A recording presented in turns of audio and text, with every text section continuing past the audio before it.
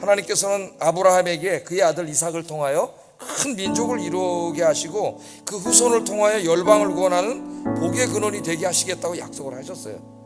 분명히 하나님께서는 그것도 100살에 이삭을 주시면서 이삭을 통하여 이 모든 언약이 이루어질 것이라고 약속을 하셨는데, 그런데 이삭이 결혼을 40살에 했어요. 빠르게 한 것도 아니에요. 40살에 결혼했으면 금방 아이가 있어야 될 것 같은데 이삭이 아이가 없습니다.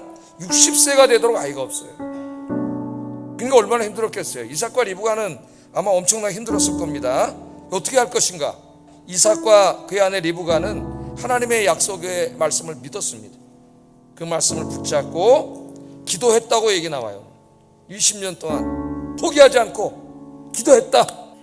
근데 내가 기다리고 있는 그때, 내가 정해놓은 때가 아니에요. 하나님의 시간과 우리의 시간은 다릅니다.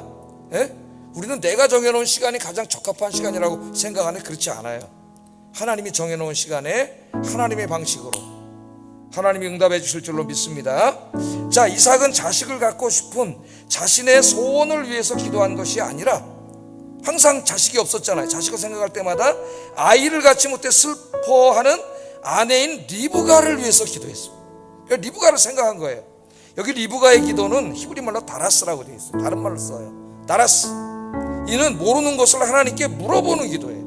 뭘 주세요가 아니라 하나님, 내가 어떻게 될지 모르겠습니다. 자녀를 어떻게 키워야 될지 모르겠고, 교회를 이런 일을 맡았는데 어떻게 감당해야 될지 모르겠습니다.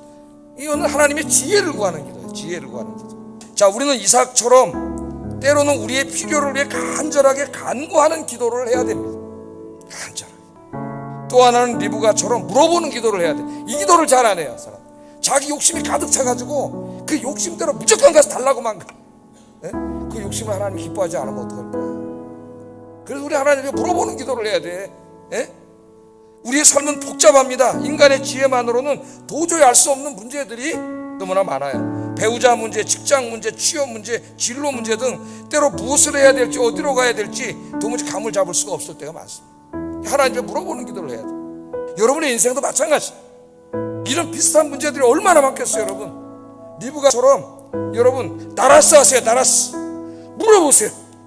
기도하세요. 지혜를 달라고. 자녀는 어떻게 키워야 될지, 사업은 어떻게 될지 기도하시면 하나님이 지혜를 주실 줄로 믿습니다.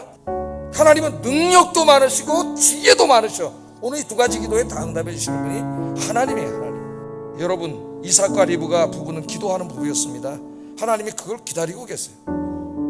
원하고 계세요. 여러분 가정에서 제일 원하는 게 부부가 손잡고 기도해요. 우리가 인생의 문제들 앞에서 두려워하지 않고 절망하지 않고 하나님께 기도하면 우리를 사랑하시는 하나님께서 보지 못하던 것을 보게 하시고 지혜도 주시고 능력도 주시고 문제도 해결해 주시고 삶에 필요한 모든 것들을 아낌없이 공급해 주시는 줄로 믿습니다. 오늘 하나님 우리에게 원하세요. 이삭과 리브 같은 가족을 이루라고. 여러분의 가정이 그렇게 되기를 주의 이름으로 축복합니다.